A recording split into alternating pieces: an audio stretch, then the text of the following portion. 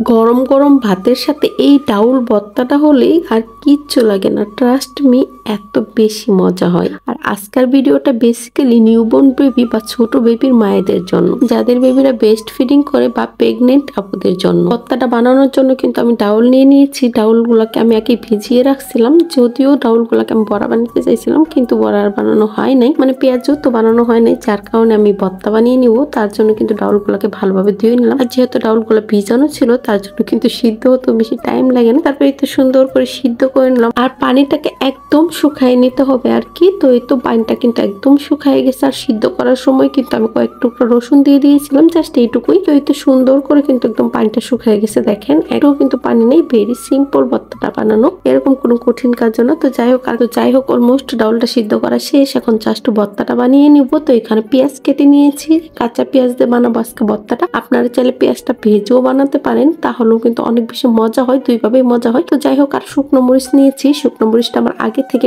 করা ছিল, গুঁড়ো করা ছিল, ওগুলাই দিয়েছি। তো এটাকে এখন হাতে সুন্দর করে মেখে নিচ্ছি। দেন এটা ডাউলটাকে দিয়ে এখন ভালোভাবে হাতে মেখে নিতে হবে। আর হাতে মাখা যে কোনো জিনিস কিন্তু অনেক বেশি মজা হয়, তেমন এই ভর্তাটা অনেক বেশি মজা হয়। একবার হলেও কিন্তু ট্রাই করে দেখতে পারেন। বিশ্বাস করবেন কিনা জানি না, এই ভর্তাটা বানানো যতটা সহজ, খেতে ঠিক ততটাই মজা। ট্রাস্ট মি গাইস, তাই একবার হলেও বাসায় ট্রাই করে দেখবেন, আশা করি ভালো লাগবে। আর হ্যাঁ, যারা নিউবর্ন বেবির মায়েরা আছেন, যারা ডাউল খেতে পারেন না, তারা কিন্তু এই ভর্তাটা ট্রাই করতে পারেন। কারণ আমরা কিন্তু কম বেশি সবাই জানি যে নিউবর্ন বেবির মায়েদের জন্য ডাউলটা কতটা উপকারী।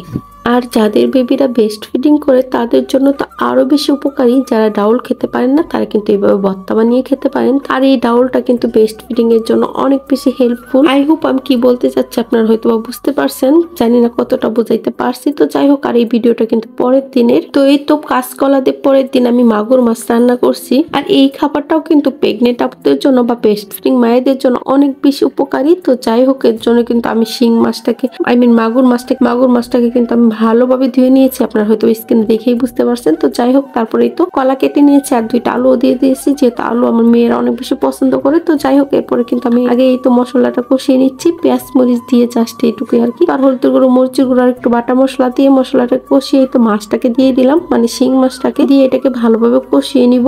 ও সরি, এটা শিং মাছ না, এটা মাগুর মাছ। তো যাই হোক, এই তো মাগুর মাছটাকে আমি ভালোভাবে কষিয়ে নিচ্ছি। আর এই তো কেটে রাখা কলা আর এই তো আলুটা দিয়ে দিচ্ছি, কেটে ধুয়ে নিয়েছিলাম। তো এই তো এটাই দিয়ে দিলাম, দিয়ে এটাকেও ভালোভাবে কষিয়ে নিব। আর এইভাবে মাগুর মাছটা রান্না করলে অনেক বেশি মজা হয়। তো যাই হোক, এখন গরম পানি দিয়ে দিচ্ছি। যেহেতু কষানো শেষ, গরম পানি দিলে তরকারিটা খুব তাড়াতাড়ি হয়ে যায়। যারা মাগুর মাছ খেতে পারেন না তারা কিন্তু এইভাবে কলার ঝোল করে রান্না করে খেতে পারেন, অনেক বেশি মজা হয়। পরে আমি জাস্ট বাগার দিয়ে দিছিলাম। যাই হোক, তরকারিটা কিন্তু অলমোস্ট হয়ে গেছে।